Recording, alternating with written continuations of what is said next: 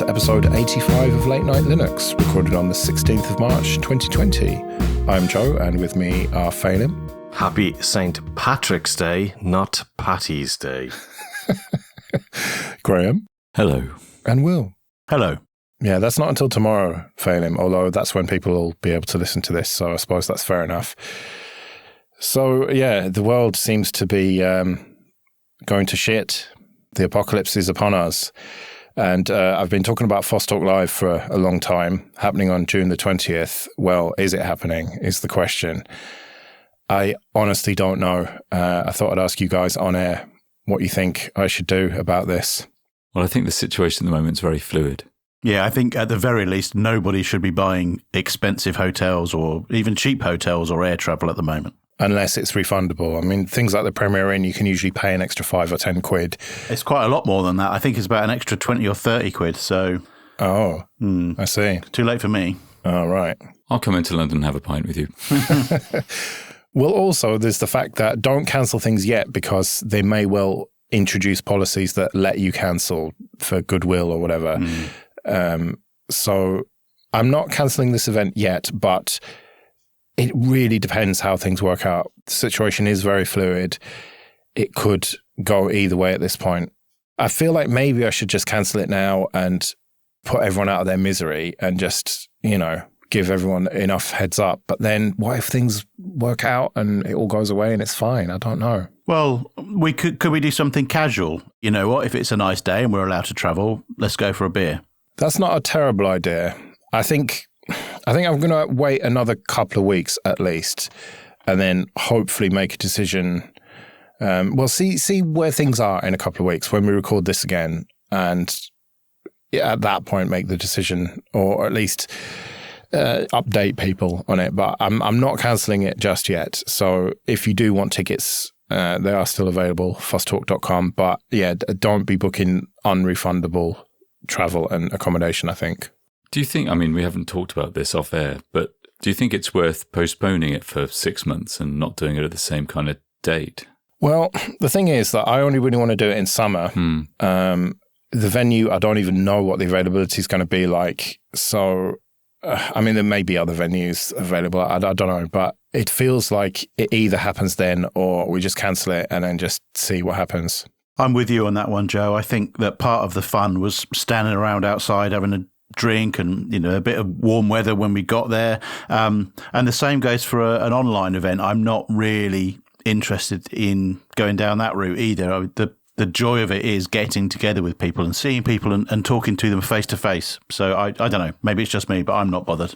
Yeah, definitely. Things like Linux Fest Northwest that I was supposed to go to, I think they're looking into doing an online thing. And I understand why people want to do it if they've got sponsors and all the rest of it, but it's just not something that I want to do. It's just, it's not what the event is about. So it's either happening or not happening. If it doesn't happen and someone wants to do some sort of online thing, then, I'm happy to show up on a Mumble server or video or whatever. But I don't want to organize that. It's just not what it's about.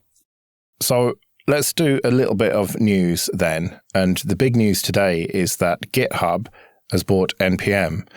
I think that's not exactly the truth of it, is it? Given that Microsoft owns GitHub, so it's Microsoft has bought NPM. Yes, and you're right. GitHub buys NPM is the news story, and I don't think there's a single mention of Microsoft in the press release. So Microsoft is successfully trying to distance itself from its successful brands, maybe, and doesn't want to scare off the NPM community with maybe visions of what Microsoft used to be, but not anymore now that it loves open source. Now, presumably, Phelim, you just think that's a load of JavaScript pish and you're not even interested in NPM. Is it JavaScript or is it JScript? I can't remember. Was that not the Microsoft knockoff at the time back in the day? But, sorry, I shouldn't keep bringing these things up, I'm told. So, I quite frankly don't care. I really couldn't care less of the slightest. I don't understand why NPM has all these difficulties so bad compared to the likes of Python. I know you will find the Python packages that are sort of dodgy or crypto miners or God knows what, but I mean, maybe if they make this open source and they are apparently looking into some sort of security system that they're going to do through it, if they opened all those things up, made them available to other types of languages and projects, that'd be pretty good. But otherwise, I don't care. Isn't there an argument that maybe under GitHub's stewardship, things will get better for NPM? Because they've had a lot of problems, haven't they, with people pulling packages and malware getting in there and stuff. Maybe it's ultimately a good thing. I know it sounds weird that Microsoft being in charge would be good, but maybe it is.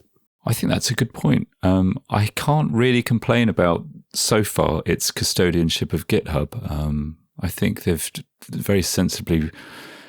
Well, I don't know day to day what they're doing, but so far I have no complaints about what they're doing with GitHub. Yeah, that seems to be the consensus. All right, well, definitely bad news.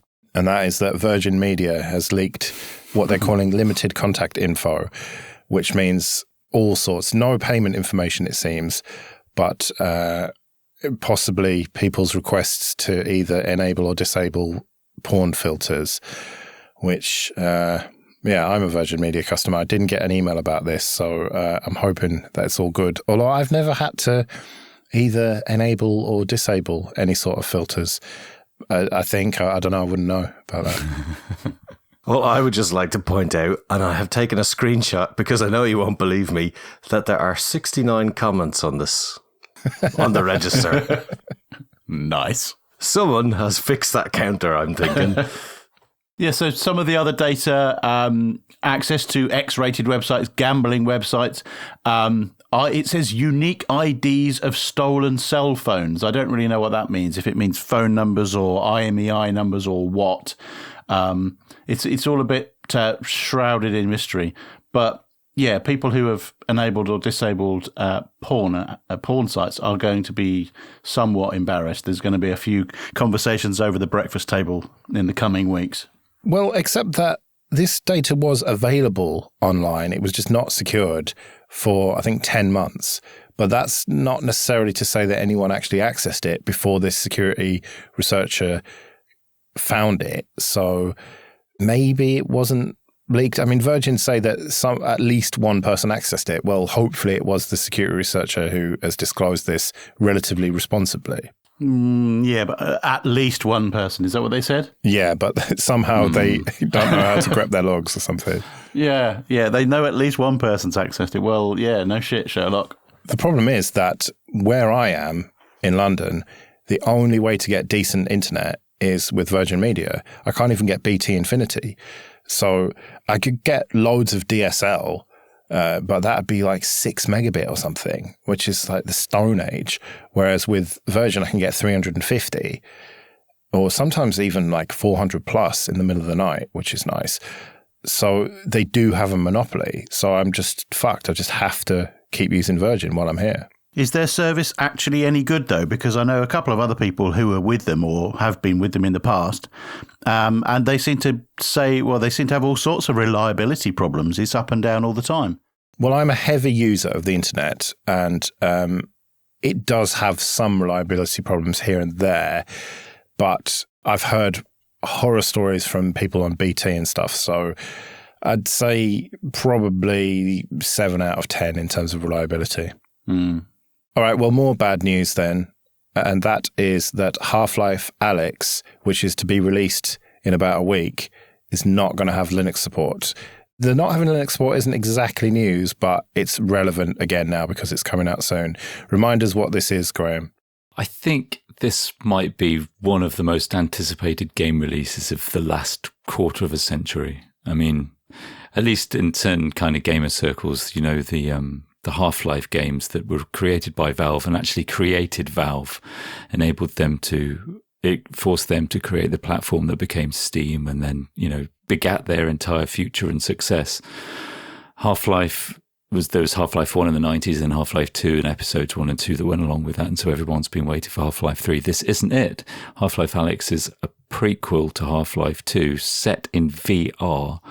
But since Valve announced this, the VR headsets have instantly sold out. They haven't been able to build them quickly enough, and the anticipation for this release is huge.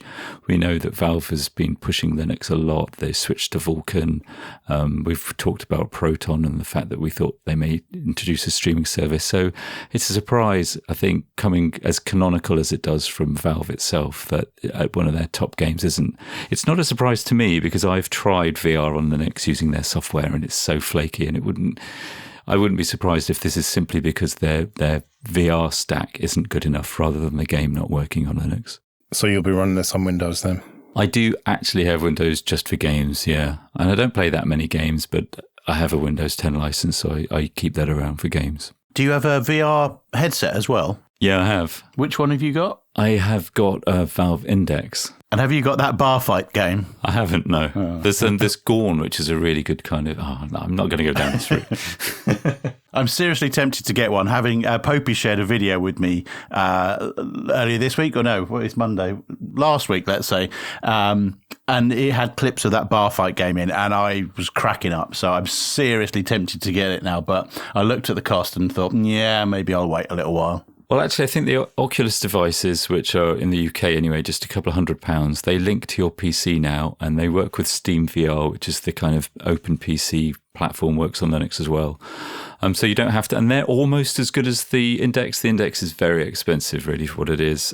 So you kind of get 80 or 90% of the way there for a couple of £100. Oh, wow. If you've got the GPU, you do need the GPU. Yeah. Oh, that's exciting. I'll talk to you about that later.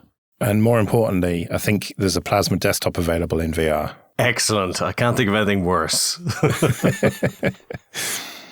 So other potentially good news is that the Pinebook Pro will be up for pre-order again on March the 18th, which is, if I'm not mistaken, Wednesday this week. So very soon. And will ship with Manjaro KDE by default. There is a big caveat here, and that is that obviously this is dependent on supply chains actually working and everything, which it looks like they will be, and it will be shipping in early May. But with anything in these uncertain times, who knows? I mean, I still don't have the PinePhone that I bought. I think that's been held up because of this virus bullshit. So who knows what might happen? But all being well, people will have their Pinebook Pros in early May. I think they'll do quite well. There's been a lot of buzz about this. Any of you tempted? Oh, very tempted. I still have my 5-year-old Gen 2 Sputnik, and it still works great. If I drop it down the staircase, I'll definitely get one. Yeah, I'm very tempted as well. I've discovered this week that my Mac that I use with Linux on it the keyboard doesn't work unless the power supply is plugged in. What?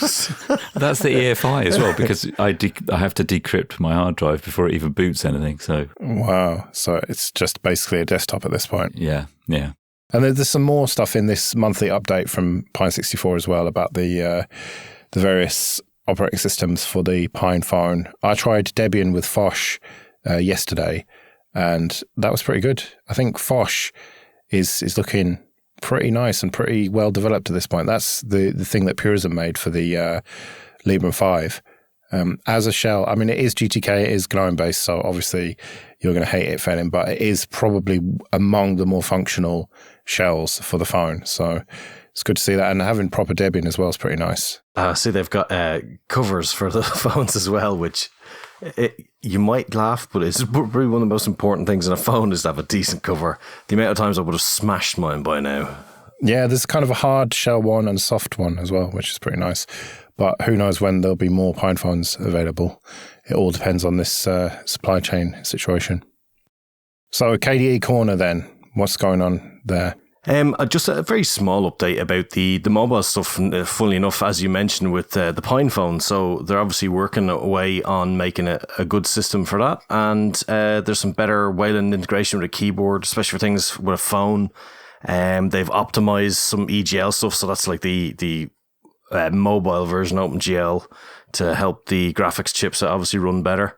And they've just been going on about how they're actually going to upgrade a lot of the lower libraries for some of their Android apps up to Qt 5.14. So that's good and kind of important with this whole, God knows how it's all going to turn out, Qt library licensing stuff, that if they're able to move a lot of that stuff up, because I mean, that was one of the issues where things were sticking, was things like the Krita, the mobile apps and things. So if they can move those along and maybe at a better pace, then that would make that less of a problem in the future. And I recommend to anybody to try out some of those apps. I did a work trip last week and I used K-Itinerary properly on my phone, which is quite interesting. Are you shocked?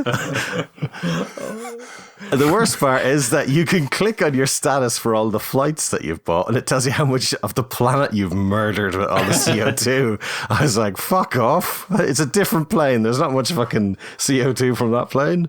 So yeah, bastards. And does it tell you which ones are cancelled as well then? Yes.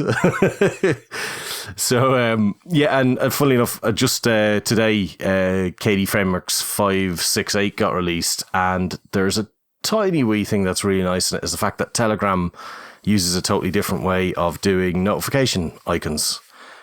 Previous to this, if you were stuck with that awful blue circle with the white airplane thing in it, and the only way to override that was to dump several hundred images into the directory in your home folder. But now it's following the proper standard. So KDE can override that with a beautiful new icon. It looks very shiny and nice. Actually, on that note, I noticed that the Telegram icon on my KDE panel now shows the number of unread messages, the actual standard icon. So I wonder if something's changed there.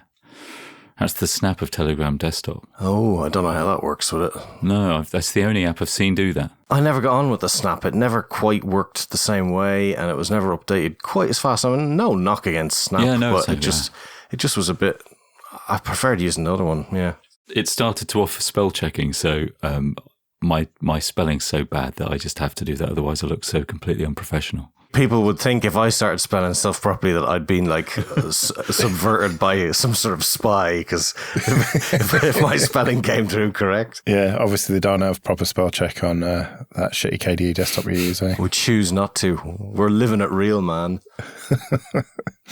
And what's this Ikona thing then? Well, in fact, I added this to KDE Korner. It was it's a new 1.0 app, actually sponsored by the foundation, so it's part of Plasma, and I tried it out. At the moment, I think you've got to build it, and it's Rust. I think it's using Rust, so it's one of the first applications in KDE to be built using Rust.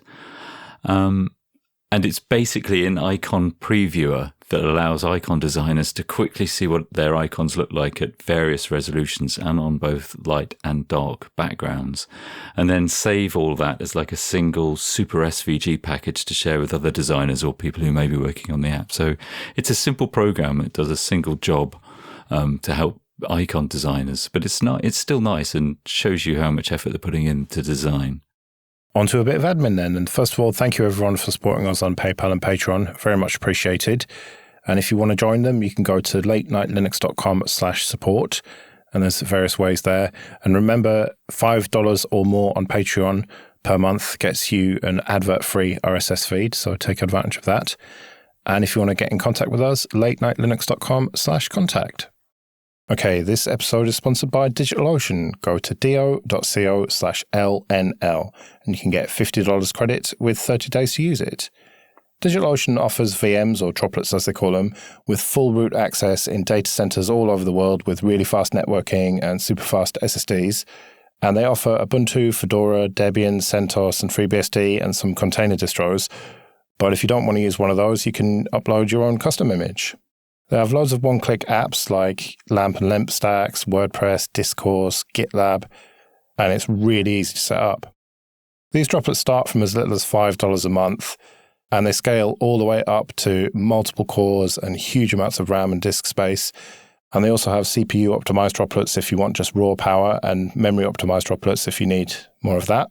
They have really simple backups that have saved my bacon once or twice, and cloud firewalls that can stop network traffic before it even gets to your VM. It's really simple to add extra storage to your droplet, whether that is block storage or object storage, depending on your needs. So go to do.co/LNL and get your $50 credit. That's do.co/LNL.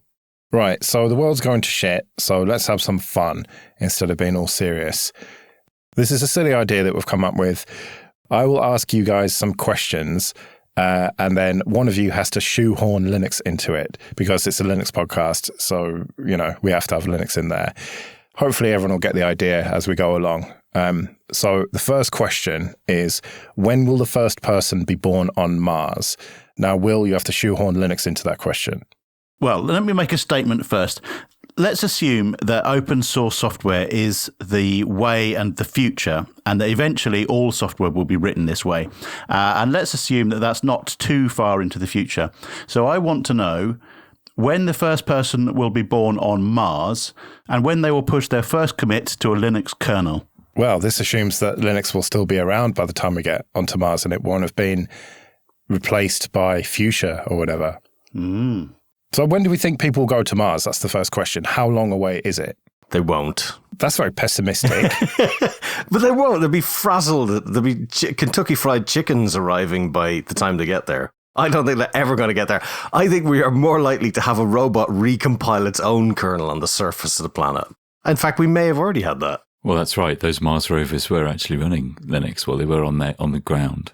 A consideration here is that if people are sent to Mars, and it is a generational trip, so that they've built a habitat and people are living there and breeding there, then all of the computers that they have around them need to be maintainable by the people that live there. You can't, put a call into your call center and have someone VNC onto your machine and, start fiddling around with it. You need all of the resources to support your life there with you, and a part of that has to be around the computers that you're using. I don't know. Some extraordinary bug happens and you have no abilities to resolve that bug, then you're fucked. So I think it's a foregone conclusion that when people do live on Mars for a long period of time, they will have the source code to all of their computers with them. Graham, you're pretty pessimistic. Do you agree with Phelim that we'll never go there? No, I think we will go there maybe not in the near future. I think it makes much better sense to send robots there, but I think eventually we may have to go there at some point. And of course, some wealthy billionaire will probably make the trip. As to whether those people will have to create Linux pull requests, I don't know. The pessimist in me by then also thinks that maybe everything's so locked down that you create pull request by proxy, so you never actually have access to the source code and the AI. You request something through the AI to be changed, or Google. I'm sorry, Dave. I can't let you do that. I think that as long as this virus shit doesn't kill me, that I will see someone go to Mars in my lifetime. I have to be optimistic about this. I think it's one of the only things that I'm ultimately optimistic about is space travel, because we just have no choice. Like, it's the final frontier and all that. I think that we will go there. I think by the time we get a colony on Mars, that's going to be quite some time away. And that's going to be probably more than 100 years. And so it'll be 21 something probably by the time someone is actually born on Mars. But in terms of Linux and stuff, will it still be around in 100 years? I suppose that's the big question here. If it does take that long, will things have become locked down? I think it's going to be one of those cyclical things where things will be pushed to a breaking point where computers or devices or whatever they are, brain implants, are locked down to such an extent that people then want to push back against that, and there will be another open source software movement, and then that will grow to become a commercial entity and be exploited and be locked down, and then the next one will spring up. So I think that the concept will be around forever. The concept of freedom and openness will always be there. I don't think it will. I think the subsystems will become so complex, or made so complex on purpose, a little bit like the web is now, that you will never again have access to the kind of the code that runs on the CPU and that actually runs those instructions. Everything will be abstracted. And where the code, there may be like an open source layer running on top of that abstraction, the permissions for entering into those abstracted layers will be very guarded and proprietary, I think, because we will never be able to engineer a stack with enough complexity to handle all of the things that will need to be handled by life on Mars or the things that get us there. Why would that need to be any different to the computing power we've got today? Well, yeah, and it isn't open source now. You know, Gmail isn't open source. Google Search isn't open source. Almost every service you use on the web isn't open source. Yeah. You make me sad now because I can see that there would be Mars Inc. Or no, they already exist. I don't know. You know what I mean? Some kind of space company behind it, and everything would be branded by them and owned by them for commercial gain. So, yeah. This was supposed to be a bit of fun to cheer us up. What's going on? You brought me into the discussion. Oh, right, yeah. Yeah, textbook error. Although you did make me think about delicious Mars bars there, so now I'm hungry as well. How many Easter eggs have you eaten today? I haven't eaten any today, but I have eaten one so far. Fucking heretic. So you won't need to deep fry them on Mars. The atmosphere will do it for you. Right, let's do another question then. Do you take all the craft off the ends of links before sharing them? So who's going to turn that into a Linux-based question? Okay, so how about something simple like, well, how would you share a link with like a Linux open source zealot? Do you make sure you get rid of all of that extra cruft that's added to a URL? Or even reveal where you may have got the URL from? Or on purpose troll them with the Amazon stuff like I routinely do with Joe. The prime example of this is Twitter, where you can find out what client they're using by the, I can't remember what it is, there's a number on the end of it, and Android is a certain number, iOS is another one or whatever, but I always take that off at least. That's a good point though, it's not always clear, especially if it's all kept within the same ecosystem. Like Twitter makes it very unclear whether a URL is being shortened and what's shortened it. But like UTM, for example, like in most links, like a lot of publications that I get links out of from my RSS reader, there's always all that shit on the end of it. And when I put the links in the show notes, I have to take it all off. But I don't know, do you take that stuff off when you share links with people?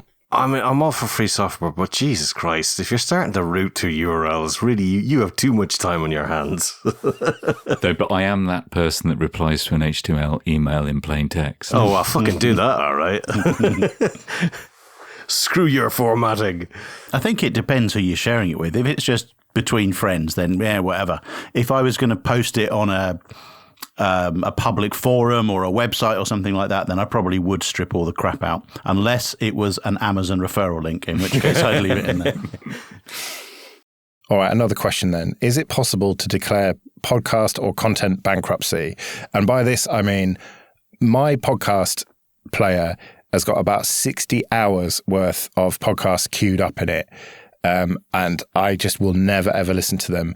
It's like declaring email bankruptcy, where you just say, I'm never reading all those emails. Just mark them all as read, forget about it. So is it possible to declare podcast or content generally bankruptcy? I listen to lots of Linux podcasts. I will clearly never get through. And I actually have already several occasions just purged a bunch of them because they were like from 2 to 3 years ago. Yeah, I don't think that's relevant anymore. Is it possible to ever listen to all the stuff that we consume? Well, the answer is clearly no, isn't it? So it's like, at what point do you just accept that you're not going to listen to them all anymore? Well, you say that, but a pandemic is ravaging across the earth, and I might actually get a chance to watch some TV shows that I want to do. But keep it light. Keep it light. Oh, yeah, sorry, right, okay. Most podcast clients will allow you to set a limit, right? And then they'll just start deleting themselves. That's what I do on my phone in order to keep the file size down, is just say, I don't know, a limit of 2 or 3 on my device. If the RSS feed keeps all of them, then that's great. I can go and pull them down whenever I need them. But on my device, I can just keep the last few. And if I, for some reason, find myself listening to them on a regular basis, then maybe that limit should be increased. But otherwise, I just let the device manage the list for itself and don't care about it. It's like roll-ups and data collection, though. It's like, when you're averaging out like precise data into 5-minute averages, it's like, it's painful. Or converting a color JPEG into black and white. Think of the data loss, for the love of God. You can apply this to way more than just podcasts, though, whether it is all those shows that people tell you about that are on Netflix or Amazon or whatever. I hear Breaking Bad's quite good. Don't tell me you've never seen Breaking Bad. I've never seen it, no. Me neither. What? That's almost as bad as finding out that Popey has never seen This Is Spinal Tap. What's wrong with you people? But you could apply it to software as well to some extent. There's always new releases coming out, new distros and new desktop environment versions and everything. And at some point, you just feel a bit overwhelmed by it all, don't you? Yeah, I think some of that comes with age. The older you get, the less shits you tend to give about things, which is why Ubuntu LTS is for the win, because it only changes every 4 years and you don't need to fuss about all that new stuff. I think you'll find it changes every 2 years, but fair enough. Yeah, 2 years. Yeah, that's right. I only upgrade every 4 years. I think you better look back at a couple of those releases you were managing. I think it's different with software, actually, because I'm not so annoyed if I've missed out on a TV program that I really feel I should watch. But if I'm using an old piece of software or a piece of software that doesn't do something as well as something that now has kind of revolutionized it and made it a lot easier to do, then I'd be annoyed. All right, another one, a classic question. Are there too many breakfast cereals? Now, who's gonna make that about Linux? Graham? That's a tough one. Are there too many Linux distributions? Yes, there are too many Linux distributions. I'm going to go out and say it. But if there were fewer Linux distributions, you wouldn't have as much choice. And some people are going to like cinnamon grahams and some people are going to like chocolate Weetabix. I know, but you should only be able to get just normal Weetabix and everyone should just enjoy that. You'd be lucky to even get that in a couple of weeks, probably. But seriously, are there too many Linux distros then? There's an awful lot of shite out there, isn't there? Like drive-by distros where someone has like released it once and then never updated it ever again. I think the real question is whether the fact that there are so many distributions stops those people from putting their energies into making one of the other distributions better. And I think there probably does to an extent. I know exactly what you mean, but that being said, the type of person who wants to make their own distro is clearly only after the distro making bit. Like, I don't know why anybody would go out to all the effort of doing that on their own when there's so many easier things to do with a distro, I'd imagine. So clearly that is the bit that you really love. Yeah. And, maybe it doesn't add anything, but maybe it does. I mean, maybe you can get sort of better build processes going. Maybe it helps.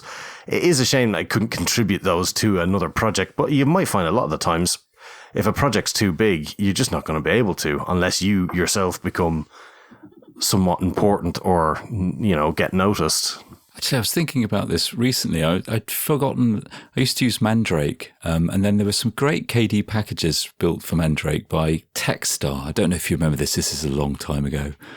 And Techstar created so many packages that they basically hosted them themselves, and then from hosting them themselves, spun up Mandrake into PC Linux OS. No way. And I suppose that's a really good example of you didn't really need one, but at the same time, it created its own kind of niche, which then kind of created it kind of led to a whole different set of new users, really.